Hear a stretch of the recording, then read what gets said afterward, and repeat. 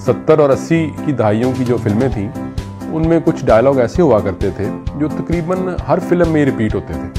मुझे ये डायलॉग बड़े पसंद थे, तो आज मैं आपकी खिदमत में वो डायलॉग पेश करता हूँ। आपको याद आ जाएगा कि वो हर फिल्म में ही किसी न किसी मौके पर ज़रूर होते थे। मसलन, मैं गरीब ज़रूर हूँ मगर बेगैरत नहीं।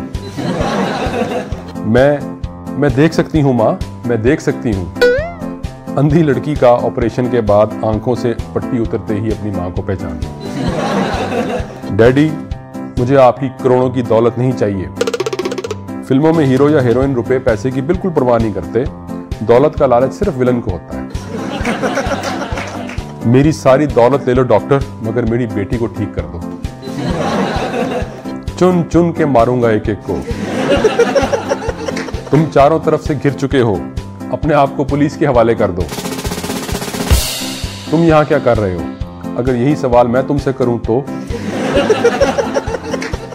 गवाहों के बयानात और सबूतों की रोशनी में यह अदालत मुल्जिम को ताज़ीरात हिंद ज़ेरे दफ़ा 302 सजाए मौत का हुक्म सुनाती है।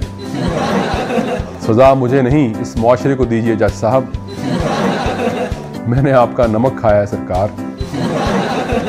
आखिर हम कब तक यूं छुप छुप कर मिलते रहेंगे? इस कार का पीछा करो। ये लड़की ठाकुर खानदान की बहू कभी नहीं बन सकती। मालिक, मैंने आज तक आपसे कुछ नहीं मांगा। तुम या तो बहुत बहादुर हो या फिर बहुत ही बेवकूफ। बिटिया रानी अब जवान हो गई है सरकार। निकल जाओ मेरे घर से और आइंदा अपनी मनहूस सूरत मुझे कभी मत दिखाना।